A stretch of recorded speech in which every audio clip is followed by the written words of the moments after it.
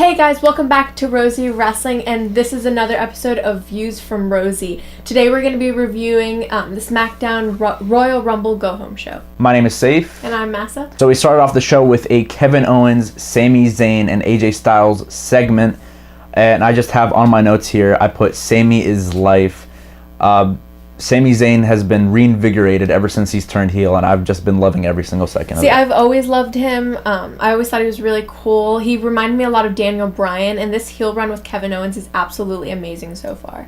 Yeah, he's just like super obnoxious, always just as extra as possible, and that's just the perfect ingredients for a annoying heel.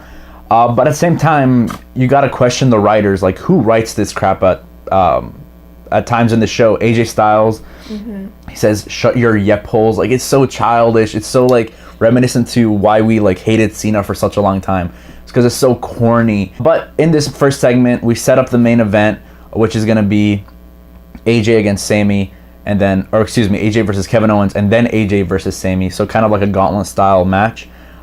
So yeah, we'll come back to that when we get to the main event. But right afterwards, we have a backstage segment with Daniel and Shane McMahon. They still have beef. I know. I really don't understand why they're doing this, because there's not going to be a payoff unless there's something that we don't know. But, you know, Daniel Bryan is not cleared to wrestle, so this kind of is annoying. From what we know. From what we know. So he could be cleared to wrestle, and we just don't know about it. Because at the end of the day, why are they, you know, involving him in feuds and stuff like that if he's not going to end up wrestling? That's true. But also I think that they don't want him to go to a different company and wrestle for someone else. They want to keep him. He's going to leave no matter what. That's true. So if he's not going to wrestle with them, he's definitely going to wrestle with Ring of Honor, New Japan, when his contract expires, whenever that is. But yeah, I'm just questioning, like, if he's not cleared to wrestle, why have the beef at all? Like, no one cares. Like, at the end of the day, we all love Daniel Bryan. We all love seeing him on our TV, but... So for the first match of the night, we have Jey Uso versus Chad Gable. What did you think about this match? I thought it was a pretty decent match. I thought it ended abruptly, though. Just kind of out of nowhere. You had, like, that Gable move that we saw in the Fatal 4-Way tag match, where he just, like, goes for the roll-up and then goes for a German suplex, and that was, like, the finish to the match. That was fine. They had the heels win. Maybe this means the Usos retain at the Rumble. That's what I was thinking. But also... they actually got time, which I really am appreciating. A lot of the matches on Raw and SmackDown now are getting a lot of time, which I really like. And I thought it was actually a pretty good match for a SmackDown. I love Chad Gable. I think he's really cool ever since... their heel turn last week was awesome. But I've always thought that he was super talented, and now that they're actually getting the spotlight is really good. They were always a little bit heelish in their actions, Gable and Benjamin. But when they just went out full heel and started insulting the audience last week, that's when it really solidified that they were heels. And Chad Gable plays that role perfectly. I think they're doing so well with him, especially after a lot of people thought that they would drop the ball with him after Jason Jordan went to Raw. But he's been fantastic, and the tag team division on SmackDown has been white hot ever since probably July of last year. Next, we have a backstage segment with Shinsuke Nakamura. Baron Corbin comes in and interrupts it. This kind of sets up a match later for them, but Shinsuke is talking about how he's going to knee everybody in the Royal Rumble match. See, Shinsuke, English is not his first language, and he really doesn't have to say much. I'm not expecting like 20-minute long promos from him. I think less is more with him. So I'm totally okay with everything they're doing with him in terms of backstage segments and in terms of promos. So for the women's division, we had a match between Naomi and Liv Morgan. This has been the first women's single match in like a while. But like, what a singles match. It's like, oh my god, everyone's so excited to see Naomi and Liv Morgan. Like, who cares at the end of the day? Like, they haven't built up these women at all. So this was kind of just a throwaway single match. But I did think there was a cool spot, there was like a cool spin kick spot that I thought was really impressive, where Naomi would go for a kick and Liv would duck. That happened like 3 times, and then finally Naomi got a knee on her. I thought that was cool. But besides that, this was really a nothing match, and Naomi wins after a sunset flip. But also after the match, we have all the women come out, and it's kind of like a fight, and they start eliminating each other. Charlotte does come out, and Becky was actually the last one in the ring. But the thing is, One, the Riot Squad, I personally think that's lazy booking. Same thing with Absolution, you know. I don't think the girls are ready except Ruby Riot. I think she's ready for Ruby's fantastic. Yeah, but Liv and Sarah, or especially Sarah. Especially after that promo from a few weeks ago, it just kind of showed that she's really vulnerable. But you gotta like question, like, is the same person that's writing Raw writing SmackDown for like the women's division at least? Because everything's kind of the same. They have when Absolution debuted, the Riot Squad debuted, and from Raw 25, everyone was throwing each other over. Here, people started throwing each other over. It's like, have some creativity. It's been extremely lazy, and I think someone like needs to lose their job over this because Road Dogg or whoever's writing for the women, because it's absolutely awful. The woman had a really bad year in 2017, and hopefully 2018 will be a bounce back year for the women's division. So now we have Baron Corbin versus Shinsuke Nakamura. This match was pretty good. I was actually impressed for a TV match. They gave it time. I thought Corbin, he's not the best in-ring worker, but I thought he did well. Shinsuke showed off some good stuff, but for TV it was really good. I have one little observation that I made. Baron Corbin did this clothesline that reminded me a lot of the Rainmaker from New Japan.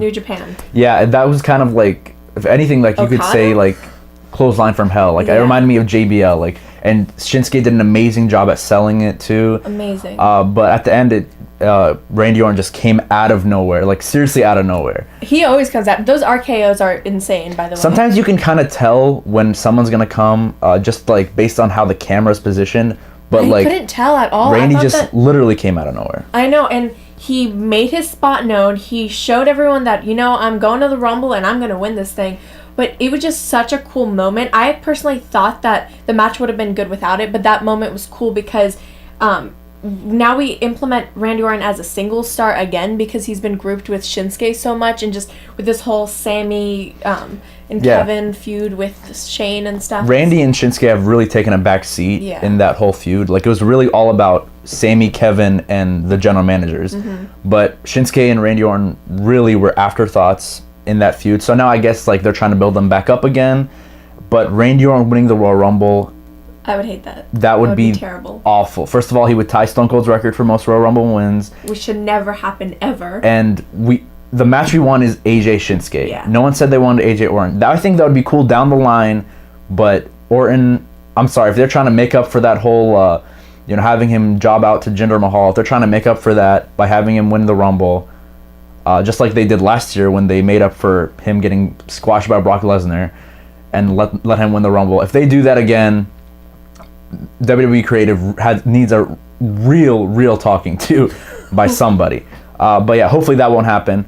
Hopefully it'll be Shinsuke. So next we are ready for 6-man tag action. It's 2 members of the New Day, which is Xavier Woods and Kofi Kingston, teaming up with the new United States champion Bobby Roode, going against Jinder Mahal and Rusev Day. I thought, actually, quick note, Jinder only came out with Sunil Singh. I know, yeah. Samir is injured with a torn ACL. Yeah, I did hear about that. We wish him a speedy recovery. You don't want to hear torn ACL just is such a horrible injury. So hopefully he'll be back in a few months. But I thought this was a fun match. It was just kind of a spot fest. There was really no story to it. But at the end of the day, you could kind of classify this as filler. But I still think it was fun. I enjoyed it. I thought it was a good match in wrestling terms, but also just the dynamic was really cool because I love Rusev Day and I think that they're hilarious and they're so over it, and same thing with the New Day. And even right before the match, the New Day and Bobby had a little segment which was fun.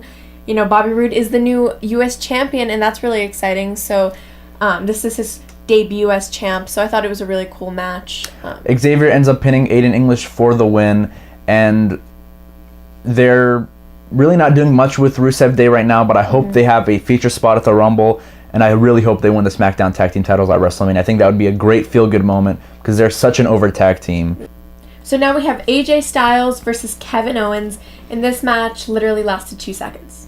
Yeah, I think they were trying to just get through this match quickly so we could go to AJ Sammy, because at the end of the day, these guys could have a half an hour match. Like, no one's questioning that. But Shane cuts off the entrance at first, and he says that Sammy's barred from ringside. yeah, you guys can get involved in the match. But it was a quick win via calf crusher, and Kevin Owens literally for the rest of the time was just selling that calf. I was scared that they were gonna say, "Oh, he's injured and he can't wrestle." No, I knew he wasn't injured because at the end of the day, like, he was just sitting at ringside the whole time. Like, they didn't even put him on the stretcher. It's like, oh, really? If he was really injured, they would have gotten him out of there. But yeah, and then we go on to AJ SAMI ZAYN, which was, I guess, the main event, but I guess this whole segment was the main event.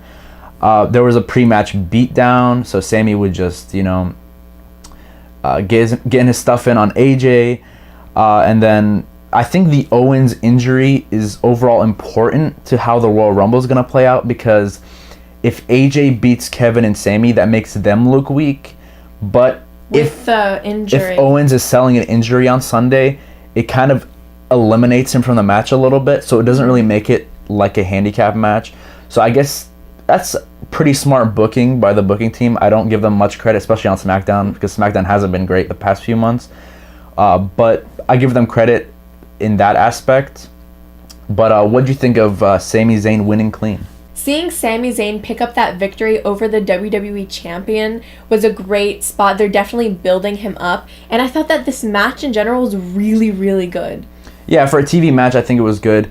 But I think also the narrative here is that AJ kind of defeated himself because he didn't really focus on the match. He was outside, trying to get he was trying to hurt Kevin Owens basically the whole match. So I guess that's the narrative. It doesn't make AJ look weak, I think. I still think he looks strong heading into this match at the Rumble. Sami Zayn looks strong too. Yeah, it makes I think this was the perfect result for this main event. Kevin Owens selling his injury, Sami Zayn getting the win, and AJ basically defeating himself because he just couldn't get his head in the game. Overall, I thought it was a pretty good main event segment and probably the highlight of the night. I also like how now Sami Zayn main evented SmackDown with a match against the WWE champion. I think that's great. But at the end of the day, as much as I love Kevin Owens and Sami Zayn, I really hope we don't get to see them as co-champions. I just don't like the idea of co-champions, period. Yeah, I don't even, that seems like there's going to be a lot of conflict there and just super weird. And yeah, I would hate to take the belt off AJ just for that. So overall, I personally think that this was a good SmackDown. It was definitely one of the better SmackDowns lately. I actually thought it was pretty enjoyable. I enjoyed watching it. And I thought that the matches this SmackDown were actually pretty good. Usually they don't really impress me that much, only probably the tag matches. But this time I was impressed, really. I didn't think it was bad. Plus it's the go-home show, so it's a little bit special. But overall, it was really good. I was thoroughly enjoyed with the matches, just like you. But at the same time, they didn't really do much to build up to the Royal Rumble match itself. Fine, they did the whole women's thing, but they were focusing way too much on the WWE Championship and not as much on the Royal Rumble. The only thing we got with the Royal Rumble is the whole Randy Orton thing and him RKOing, I was going to say Sharon, Baron and Shinsuke, but they didn't really do enough, I think, because this is the last thing we see until the Royal Rumble. That is true. So please tell us what you thought of SmackDown in the comment section below. Don't forget to like, share, and subscribe, and comment down below any suggestions that you have for us, and we'll see you guys in the next video.